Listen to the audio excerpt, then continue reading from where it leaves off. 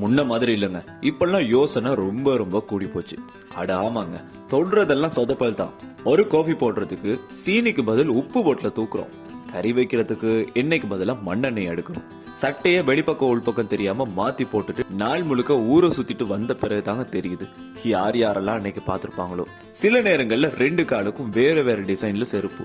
படுத்து phone use பண்ணிட்டு இருக்கப்போ நேரா மூஞ்சிலேயே போன் விழுந்துருது. கிளாஸ் போல்னு தெரிஞ்சும் அதை மறந்து அதுலயே போய் முட்டிக்கிறோம். யாருக்கோ கால் மெசேஜ் பண்றதுக்கு வேற யாருக்கோ கால் பண்றோம். இதனாலேயே ரொம்ப டேமேஜ் ஆகிடுவாங்க.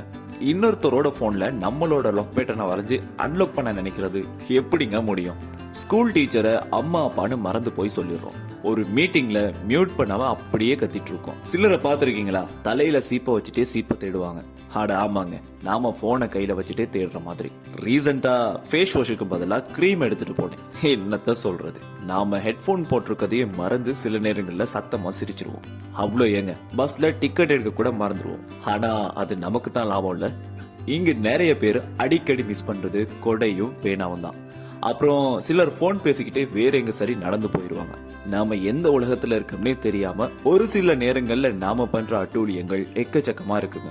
இருந்தாலும் எதுக்கும் கொஞ்சம் நிதானமா நாம இருக்கிறது நமக்கு நல்லது தானே.